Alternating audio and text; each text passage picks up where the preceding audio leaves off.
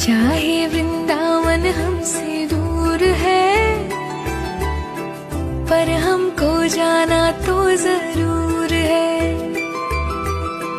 जिनसे मिलने को अखियां तरसी है, जिनसे मिलने को बरसों बरसी है,